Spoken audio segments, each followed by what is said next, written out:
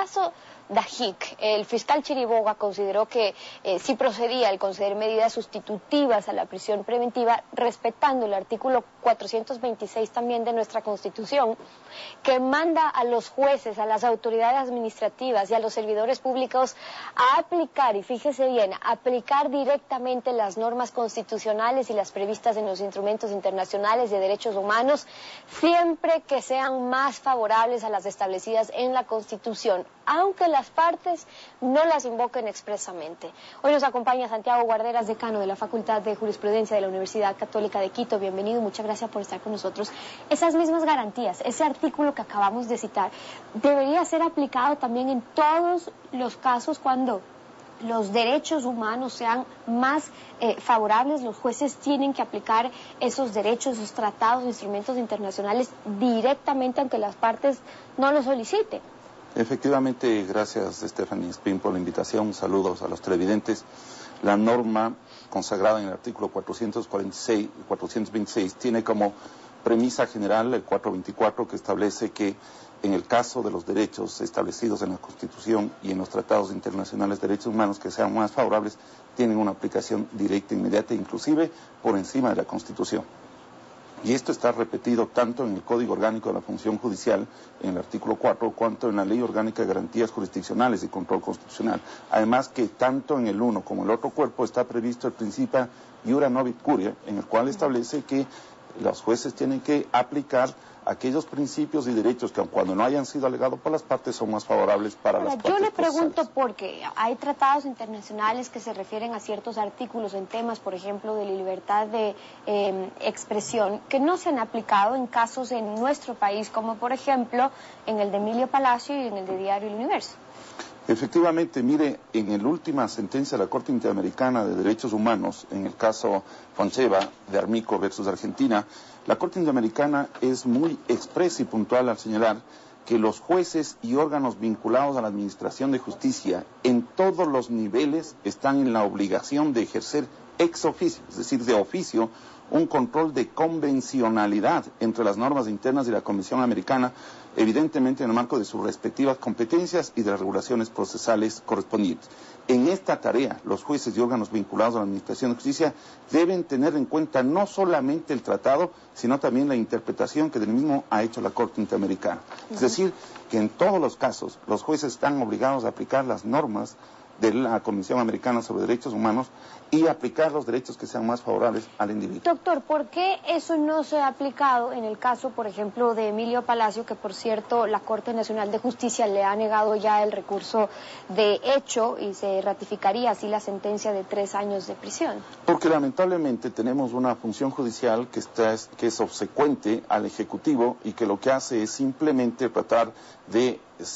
servir a la función ejecutiva. Vea, en el caso de Emilio Palacio se encuentran irregularidades de esta naturaleza, como ocurrió con el juez Paredes, que fue un juez temporal, que fue un juez golondrina. En el caso de uno de los conjueces de la segunda sala, el 21 de diciembre se le designa a él para que pase a conformar la sala y para que se le llama como conjuez para que asuma el despacho de todas las causas que se tramitan en esta sala. Sorpresivamente, a pesar de que él debía despachar todas las causas, el 27 de diciembre del 2011, es decir, apenas 6 días, tome usted en cuenta que sábado y domingo fueron Navidad, en apenas 3 días resolvió el recurso de hecho. Esto nos demuestra que se está cumpliendo esa segunda política de Estado que ha hecho esta Revolución Ciudadana en el sentido de distinguir entre ciudadanos de primera clase y de segunda clase, porque solo cuando se trata de los juicios de los funcionarios públicos, en esas causas se aplica el principio de celeridad, en esas causas se resuelve inmediatamente, pero cuando se trata del ciudadano a pie, el ciudadano que no tiene ningún tipo de presión ni de ayuda política, entonces las causas no se solucionan. ¿Cuántos juicios de alimentos, de madres que están reclamando alimentos para los menores o de trabajadores que están reclamando indemnizaciones han sido resueltos? Usted tiene audiencias para después de 1 año, pero en estos casos, en el Universo, en el 30S, en las injurias del secretario de Administración Pública y en otros casos donde están involucrados funcionarios públicos, se resuelven las causas inmediatamente. ¿Y con qué forma? El 27 de diciembre, la sala resuelve el recurso de hecho, en el cual no hay motivación, por lo tanto esta providencia es nula. Simplemente el razonamiento que hace la sala en apenas 4 líneas es que, mire usted, dice la sala de la Corte Nacional que el recurso de nulidad y el de apelación fue declarado en abandono. Y por consiguiente, si el Tribunal ACO declaró abandonado los referidos recursos que se mencionan, la providencia dictada por la sala en el cual se niega el recurso de casación es válida. Y una vez negado, negado ya el recurso, se le negó el recurso de casación, luego se le ha negado el recurso de hecho. Si se agotan ya las instancias judiciales de nuestro país, se puede acudir a instancias internacionales, a organismos internacionales como la Comisión Interamericana de Derechos Humanos, que podría avanzar un tema a la Corte, como ha ocurrido en otros casos, por ejemplo, en Argentina. En ese caso sí se pueden sustentar los argumentos constitucionales y los tratados internacionales que son más favorables en temas de derechos humanos. Yo le pregunto por qué. Por ejemplo, dentro de la Declaración de Principios sobre la Libertad de Expresión de la Comisión Interamericana, el artículo 11, por ejemplo, y lo hemos citado aquí varias veces, dice que las leyes que penalizan la expresión ofensiva dirigida a funcionarios públicos, generalmente conocidas como leyes de desacato, atentan contra la libertad de expresión y el derecho a la información. Y el artículo 10 también, fíjense ustedes, dice: la protección a la reputación debe estar garantizada solo a través de sanciones civiles en casos en que la persona ofendida sea un funcionario público o persona pública, o en particular que se haya involucrado en asuntos de interés público. La demanda que está siguiendo el presidente Correa, la resolución que se ha tomado es una sanción penal que incluye cárcel, prisión por 3 años. En ese caso no se acogen los principios de esta declaración ni los tratados internacionales. Así es. Mire, primero con relación a este tema, no hay motivación, porque de acuerdo con el artículo 76, numeral 7, literal M, en toda resolución del poder público tiene que haber motivación y tiene que haber una enunciación de las normas que son aplicables al caso y la pertinencia de esas normas a los antecedentes de hecho. Aquí no hay, aquí lo que han hecho la sala es lavarse las manos, no han resuelto el recurso de hecho, le han dejado en indefensión, no han hecho un análisis del artículo 327 del Código de Procedimiento Penal, que dice que cuando en un proceso existan varios coacusados, el recurso interpuesto por uno de ellos beneficiará a los demás siempre que la decisión no se funde en motivos exclusivamente personales. Este beneficio será exigible aunque mediare sentencia condenatoria y ejecutoriada en contra de unos acusados, y que la interposición de un recurso suspende la ejecución de la decisión, salvo que expresamente se disponga lo contrario.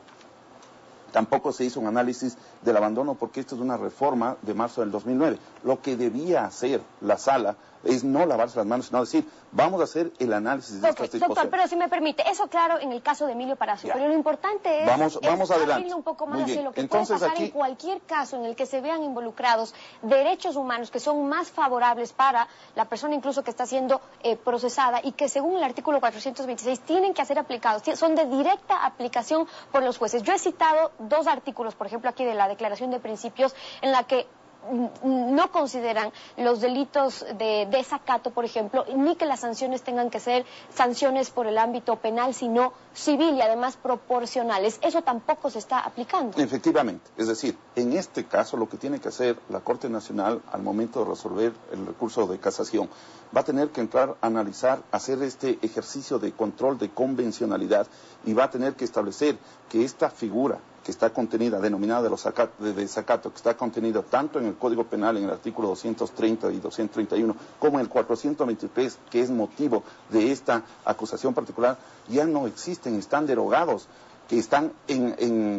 no responden a la normativa y a los derechos consagrados de la Comisión Americana. Es decir, los jueces tienen que aplicar y van a tener que declarar o en su momento la nulidad, porque aquí ha habido violación, irregularidades al debido proceso, o también por razones de fondo, porque estas normas están derogadas. Y solo para sentar como antecedentes también, ya han habido algunos casos en temas de delitos de injuria, por ejemplo, o de opinión, en que la Corte Interamericana se ha pronunciado y la Comisión Interamericana de Derechos Humanos se ha pronunciado, no para que no haya sanción, hay responsabilidad ulterior en los casos de los delitos de injuria, pero que la sanción tiene que ser civil y no penal, y civil y proporcional, es lo que dice la Comisión y la Corte. Pero yo le preguntaba, ¿ya han habido casos en los que se han pronunciado, un caso como Argentina, por ejemplo? En el mismo caso de Kimmel, en el caso último que acaba de renovar, de ratificar la Corte Interamericana de Fentaba, de Armico, y en el caso de Peroso versus Venezuela, hay varios casos en que la Corte inclusive ha llegado a dejar sin efecto la sanción penal impuesta por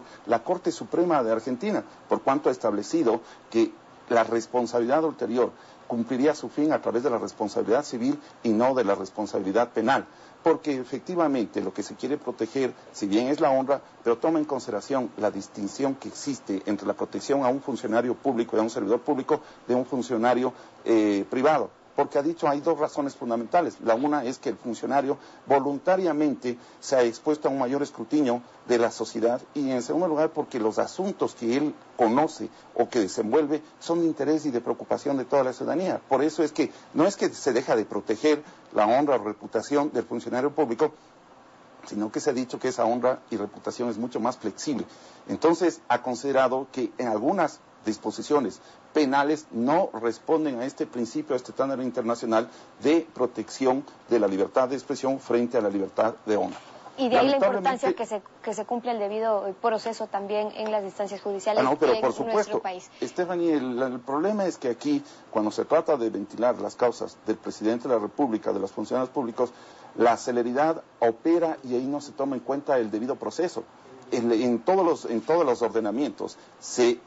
establece como un principio fundamental de la administración de justicia, y nuestra Constitución lo hace en el artículo 168, que se tiene que aplicar estos principios de economía procesal, de celeridad, pero en todos los casos respetando siempre el debido proceso. Aquí se atropellan simplemente todos los procedimientos con el propósito de dar ese beneficio al presidente, que es una muestra, una evidencia de lo que ha metido las manos en la función judicial. Santiago Guarderas, decano de la Facultad de Jurisprudencia de la Universidad Católica de Quito, nos ha acompañado esta mañana en Contacto Directo. Muchísimas gracias por haber estado con nosotros.